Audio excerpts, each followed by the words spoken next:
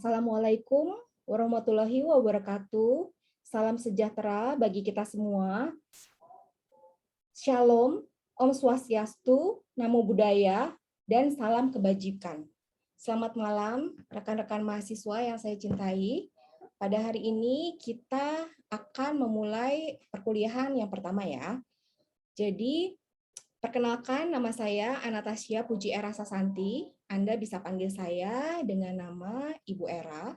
Saya dosen Fakultas Ekonomi dan Bisnis, Program Studi Akuntansi di Perbanas Institute.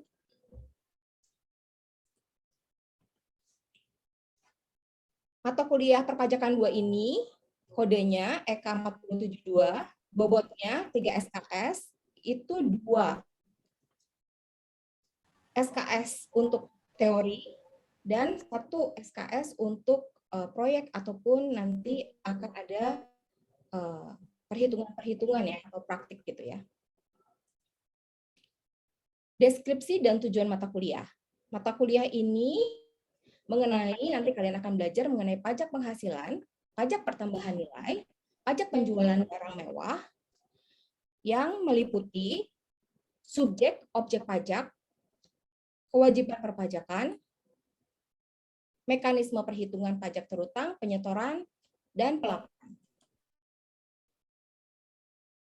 Harapannya, setelah Anda mengikuti mata kuliah ini, Anda dapat lebih memahami atau pemahaman secara umum, memahami gambaran, tahu juga gambaran mengenai perpajakan di Indonesia, khususnya pajak penghasilan dan PPN dan PPNBM.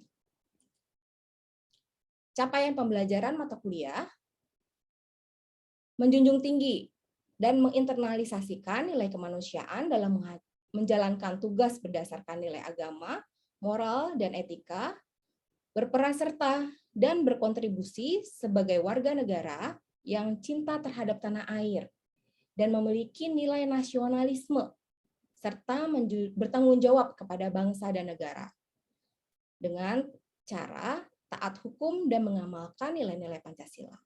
Lalu menunjukkan sikap tanggung jawab kerjaannya sesuai dengan bidang dan keahliannya secara mandiri dan menerapkan etika profesi. Terutama kalian kan mayoritas sudah banyak yang bekerja ya. Oke. Mampu berpikir kritis, logis, kreatif, inovatif, dan mengembangkan serta mengimplementasikan pengetahuan dan teknologi dengan humanis sesuai dengan bidang keilmuan dan keahliannya. Mampu menghitung dan menyusun laporan perpajakan untuk wajib pajak orang pribadi maupun badan, khususnya badan ya, dan mampu melakukan rekonsiliasi pajak serta memahami dan tahu undang-undang perpajakan serta peraturan perpajakan yang berlaku di Indonesia. Menguasai konsep dan prinsip hak dan kewajiban perpajakan dengan cara menghitung, melaporkan, sebelum melaporkan tentunya tahu juga bagaimana cara menyetorkan ya, dan melaporkan pajak orang pribadi maupun badan. Capaian pembelajaran mata kuliah. Keterampilan yang diharapkan, mahasiswa mampu menjelaskan gambaran umum perpajakan, mampu menjelaskan objek subjek pajak penghasilan, mampu menjelaskan apa yang menjadi objek pajak penghasilan, demikian juga subjek pajak penghasilan, dan menjelaskan saat timbulnya hutang pajak penghasilan. Studi pustakanya, buku-buku apa saja, kalian bisa pakai buku Siti Resmi, bisa pakai buku Waluyo juga bisa, dan terutama kalian pasti buka peraturan dan khususnya undang-undang perpajakan ya. Lalu juga bisa lihat jurnal penelitian, buku-buku ajar ataupun video yang terkait dengan perpajakan ataupun dari sumber lainnya. Oke, metode pembelajarannya ini ada 2, sinkronus dan asinkronus. Jadi sinkronus itu dosen memberikan simulasi materi pembelajaran tatap muka seperti ini melalui daring, ya kita menggunakan Zoom meeting, presentasi, nanti kalian akan ada presentasi kelompok dan juga diskusi. Diskusi ini bisa langsung di sini pada saat Zoom meeting, juga bisa menggunakan e-learning. Asinkronus itu nanti saya akan memberikan materi-materi, kuis, ataupun nanti LKM ya, lembar kerja mahasiswa ataupun diskusi yang akan kalian lakukan di forum diskusi di e-learning. Oke, media pembelajarannya apa saja? Kita menggunakan Zoom Meeting, seperti saat ini, kita menggunakan Zoom Meeting. E-learning, ini fasilitas dari kampus yang bisa kita gunakan secara optimal. Kita gunakan WA Group juga, WhatsApp Group, untuk komunikasi, untuk diskusi, untuk apapun. Benar-benar koordinasi bisa lewat WhatsApp Group ketika asinkronus tadi ya. Lalu komputer ataupun handphone gitu ya, tidak harus selalu komputer, tetapi usahakan ketika kalian presentasi pakailah komputer gitu ya. Lalu pastinya kuota ya, internet, paket data ada, wifi juga. Untuk kehadiran absensi itu maksimal 80%. Artinya Anda boleh tidak menghadiri perkuliahan, 20% itu sekitar 2 atau 3. Tapi saya berharap usahakan full 100% ya. Lalu untuk ini tugas terstruktur sebelum UTS untuk metode penilaiannya ya. Jadi terstruktur sebelum UTS 20%, UTS sendiri 30%, terstruktur sebelum UAS 20%, dan UAS juga 30%. Untuk penilaiannya, Anda dapat nilai A bila mana Anda mendapatkan 90-100, Amin itu 80 sampai dengan 89, B 75 sampai 79 dan seterusnya. Saya berharap sih tidak ada yang dapat ini ya. Setidak-tidaknya Anda mudah-mudahan dapat nilai ini ya. RPS ya. Jadi materi apa saja yang akan kalian dapatkan sebelum UTS. Seperti hari ini kita bahas singkat tentang RPS karena RPS itu nanti ada videonya tersendiri ya. Nanti Anda bisa lihat. Lalu ada review perpajakan, seperti hari ini kita akan bahas. Subjek dan objek pajak penghasilan, bahas sedikit gitu ya. Nanti ada pencatatan dan pembukuan, PPh 21, 22, 23, 26, 24, 25, kemudian di pertemuan ke-8 adalah UTS. Lalu nanti di pertemuan selanjutnya setelah UTS, kalian akan bahas tentang pajak penghasilan badan, rekonsiliasi fiskal, SPT tahunan badan, PPN, PPNBM, kredit PPN, PPNBM, SPT masa PPN, dan PPNBM. Kemudian di sini review, quiz, dan Anda mengumpulkan makalah juga di sini ya. Kemudian nanti ada UAS yang terakhir.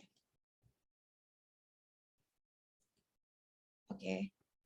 Nah, sebelum mulai pembahasan, mari kita berdoa dulu ya. Sebelum kita mulai kelas ini, kita mulai dulu dengan doa menurut agama dan kepercayaan kita masing-masing.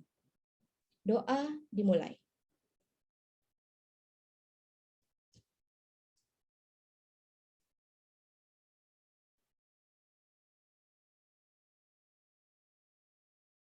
Selesai.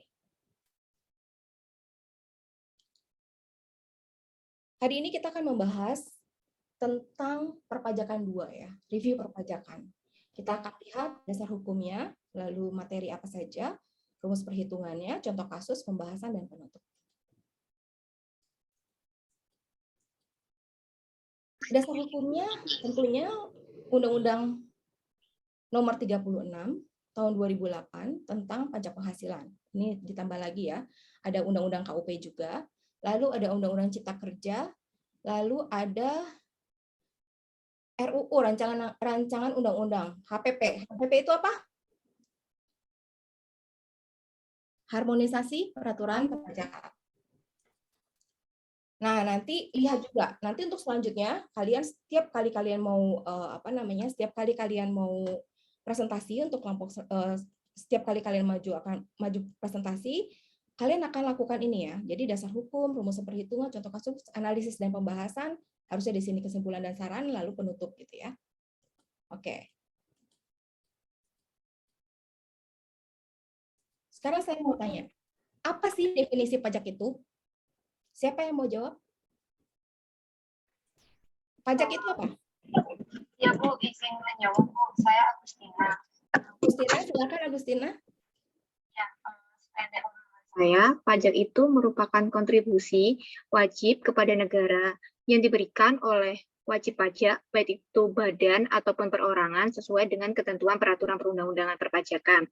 Dan pajak itu tidak mendapat imbalan secara langsung, tapi ada imbalan secara tidak langsungnya berupa kemudahan terkait akses jalan seperti itu. Oh, bagus, untuk pembangunan ya, dipakai untuk pembangunan ya.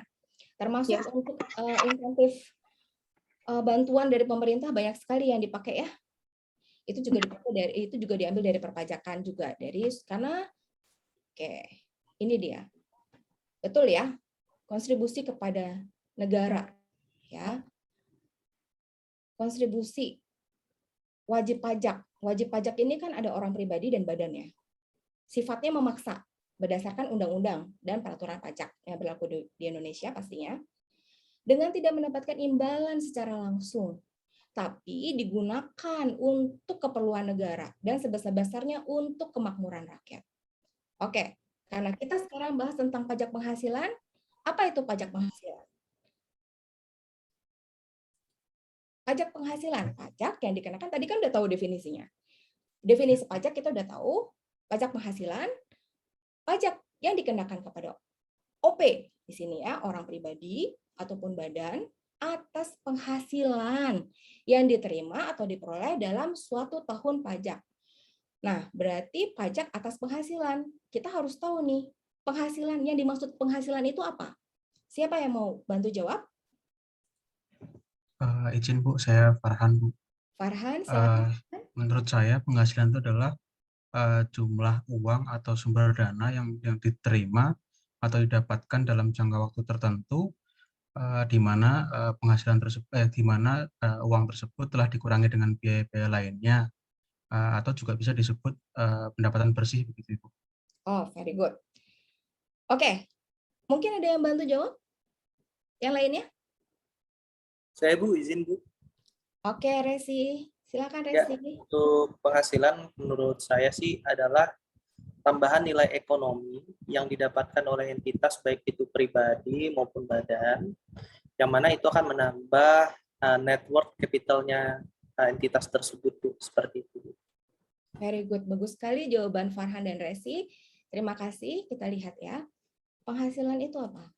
Penghasilan itu bisa penghasilan yang diperoleh dari pekerjaan sehubungan dengan pekerjaan bebas, misalnya gaji, honorarium, dan sebagainya. Penghasilan dari usaha dan kegiatan usaha, penghasilan dari modal berupa harta bergerak ataupun tidak bergerak, seperti bunga, dividen, royalti, sewa, keuntungan dari penjualan, atau hak yang tidak digunakan atau penjualan atau hak yang tidak dipergunakan untuk usaha. Penghasilan lain-lain seperti pembebasan utang dan hadiah.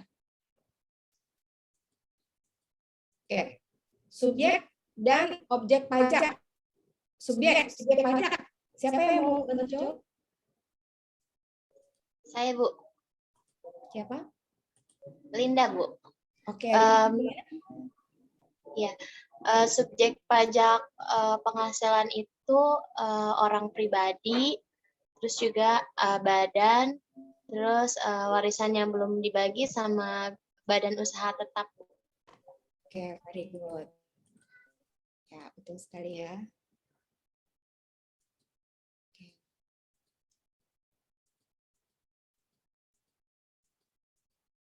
Oke, ini langsung saya tidak usah menjelaskan, udah langsung dibahas sama si Linda ya.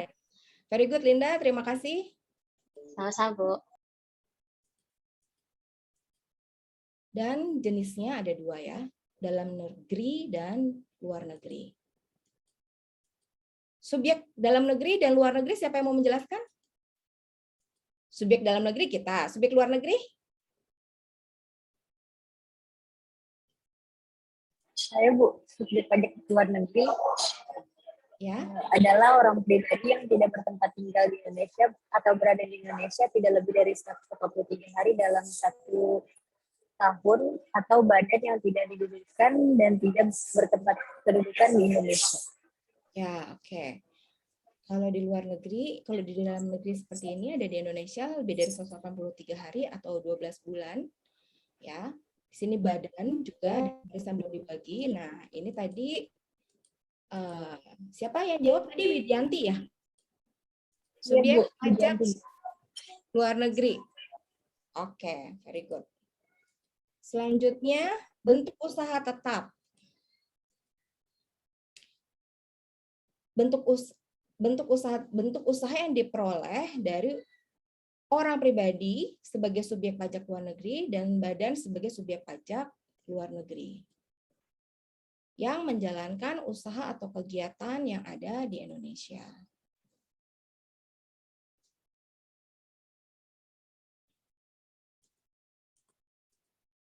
Yang tidak termasuk objek pajak apa saja?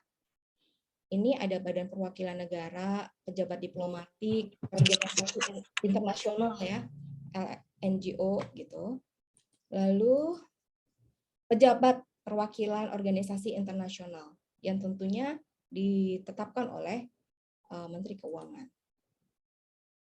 Objek pajak. Objek pajak, ini objek pajak banyak ya. Anda bisa baca, ini nanti saya akan share kepada Anda semua. Penggantian atau imbalan terkait dengan pekerjaan, jasa, tadi seperti sudah dibahas ya tentunya, hadiah, laba usaha, keuntungan, ini ada beberapa macam keuntungan, penerimaan kembali pembayaran pajak, bunga, termasuk premium diskonto, dividen, royalti, penerimaan, keuntungan karena pembebasan utang, keuntungan karena selisih kurs dengan mata uang asing gitu ya. Lalu objek pajak yang dikenai pajak final. Pajak final itu apa? Pajak final itu apa? Objek yang dikenakan pajak final ya, ini diatur di pasal 4 ayat 2, penghasilan berupa bunga deposito dan tabungan lainnya, penghasilan berupa hadiah undian, penghasilan dari transaksi saham dan sekuritas, ini untuk transaksi derivatif ya, penghasilan dari transaksi pengalihan harta, dan yang terakhir nih, penghasilan tertentu lainnya yang diatur dengan peraturan pemerintah. Di sini ada PP 46 dan PP 23. PP 23 tahun berapa ya? Tentang apa ini? Tahun 2018 tuh. Ya, tentang apa? UMKM. UMKM. Ya, itu siapa yang jawab tadi? Widianti, Bu. Widianti. Oke, very good. Ini semuanya yang bertanya ataupun yang bisa menjawab ya, itu nanti akan saya kasih poin. Lalu yang dikecualikan, bantuan atau sumbangan, harta hibahan, warisan, harta, ya, penggantian atau imbalan sehubungan dengan pekerjaan atau jasa, yang diterima atau diperoleh dalam bentuk natura. Ini masih menunggu aturan karena ini akan ada peraturan. Sudah apa belum ya? Yang tentang natura sudah berubah belum ya? Amalia udah belum? Peraturan terkait dengan natura akan berubah nih soalnya. Iya, sudah diatur, Bu, termasuk menjadi objek pajak dia sekarang. Sudah menjadi di aturan nomor berapa ya? Diatur di HPP itu, Bu.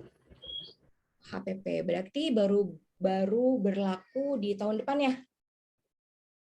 Iya, betul, Bu, tahun depan. HPP. Undang-Undang Cipta Kerja kan sudah, tapi HPP harmonisasi peraturan pajak baru akan berlaku di tahun depan ya. Lalu pembayaran dari perusahaan asuransi kepada orang pribadi ya. yang ini nih, karena di sini orang pribadi dengan asuransi kesehatan, asuransi kecelakaan, jiwa, asuransi dwiguna, asuransi beasiswa. Dividen, iuran, ini kalian bisa baca ya, ini kalian baca aja. Nah, ini untuk contoh ilustrasinya.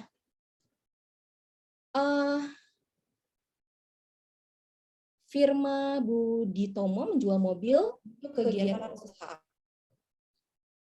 Nilai bukunya menurut fiskal 200 juta, mobil tersebut dijual dengan harga 300 juta. Bagaimanakah pengakuan penghasilan oleh firma Budi Tomo? Bagaimana jika mobil tersebut dijual kepada seorang sekutu dengan harga 260? Keuntungan yang diperoleh penjualan sebesar 100 juta diakui sebagai penghasilan oleh firma tersebut ya. Lalu firma Kelana tetap mengakui penghasilan atas penjualan mobil sebesar 100 juta. Sekutu yang membeli mobil tersebut sebagai wajib pajak OP mengakui penghasilan sebesar 40 juta dari sini ya. Jadi 260 jadi 4 juta. 200 ke 300 100 juta. Oke, nanti saya akan memberikan lembar kerja mahasiswa yang bisa kalian kerjakan. Namun sebelumnya apakah ada yang ingin ditanyakan? Bu, mau nanya. Ya. Silakan. Saya nih ya, Bu. Saya ingin bertanya tentang tadi pajak luar negeri. Oh, ya. Kalau misalnya ada orang WNI, cuman tinggalnya di luar negeri, itu dia diakuinnya sebagai subjek pajak luar negeri atau subjek pajak dalam negeri ya, Bu? Oke, pertanyaan bagus ya. Siapa yang mau bantu jawab pertanyaannya Nia? Izin menjawab Bu, saya Amalia Hanifah. Ya, Amalia, gimana Amalia?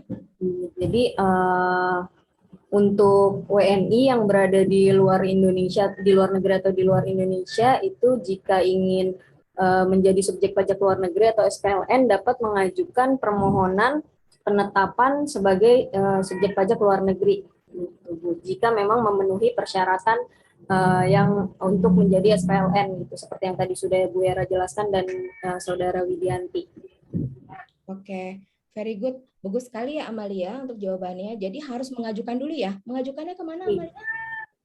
Pengajuannya bisa langsung ke KPP terdaftarnya Ibu. Oke, very good. Oke, Beritahuan ini pertanyaan yang bagus dan terima kasih Amalia ya. Amalia bekerja di mana? Saya bekerja di kantor pajak Grogol Petamburan. Nah, kan jadi kita bisa saling sharing ya. Aduh, kita beruntung ya nih ada Amalia ya bisa sharing-sharing. Nah, ini saya Oke, selanjutnya saya akan menunjukkan kepada Anda bahwa untuk pertemuan selanjutnya Anda sudah harus mengerjakan tugas nih ya. Jadi ini dikumpulkan sebelum pertemuan selanjutnya ya. Ini Anda bisa lihat CPL-nya, capaian pembelajaran. Ini kalian bisa baca, tapi ini sebenarnya review untuk selama 1 semester. Jadi mau nggak mau kalian semuanya mesti belajar ya.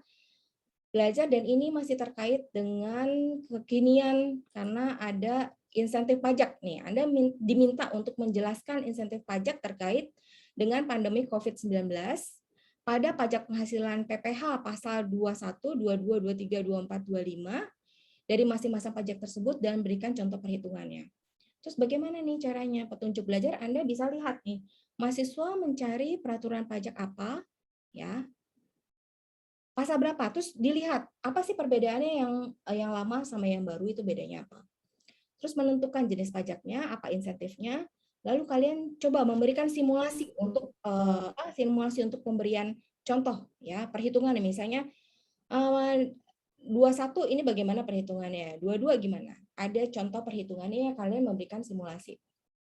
Oke, ini nanti saya akan share di e-learning.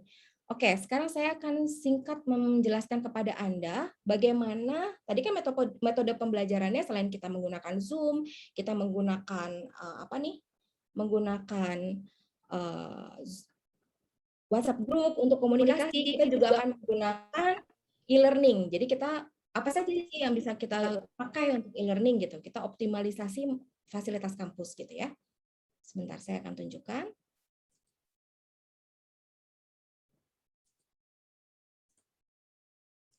Oke, jadi Anda bisa gunakan forum diskusi, ya, forum diskusi. Jadi kalian bisa gunakan forum diskusi, misalnya PPH, contohnya nih ya, misalnya PPH pasal 21. Kalian kan kebetulan banyak yang sudah bekerja, jadi kalian bisa tanya, apa saja sih yang kekinian saat ini? Kalian bisa bertanya, kalian juga bisa bantu untuk menjawab. Jadi silakan manfaatkan waktu ini, bisa kalian kerjakan kapan saja, di mana saja. Jadi pembahasannya kalian bisa bertanya gitu ya. Misalnya ini contoh ya. Bertanya terus menjawab. Kalian yang bertanya akan dapat poin untuk komponen tugas terstruktur juga. Kalian yang menjawab juga akan masuk dalam komponen tugas terstruktur gitu ya. Lalu untuk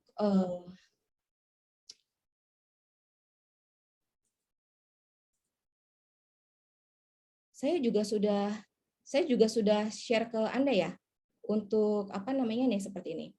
Jadi RPS, lembar kerja, pembagian kelompok ini sudah saya share di sini. Jadi nanti untuk tugas kalian bisa kumpulkan di e-learning ya. Ini ada 34 partisipan termasuk saya, jadi ada 33 mahasiswa ya. Lalu kalian bisa submit. Nanti kelihatan di sini siapa yang submit, siapa yang belum. Jadi kalian kumpulkan nanti pada tanggal 3 Desember. Jadi ada 11 hari waktu yang bisa Anda kerjakan gitu ya. Jadi sebelum kuliah dimulai, hari Sabtu kan kita mulai, ini kalian kerjakan dulu. Seperti itu. Jadi nanti juga modelnya sama. UAS, UTS juga seperti ini. Semuanya akan ada di e-learning. Jadi gunakan forum diskusi, dan untuk pengumpulan tugas ataupun ujian akan kita gunakan e-learning gitu ya. Oke, terima kasih pertanyaan dan jawaban dari Anda semua ya, very good ya. Lalu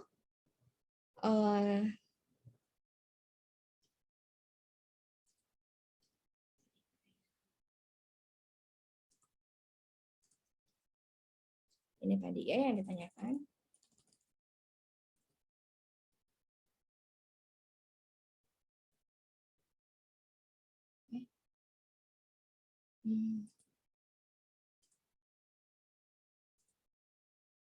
Nah, saya punya pantun nih.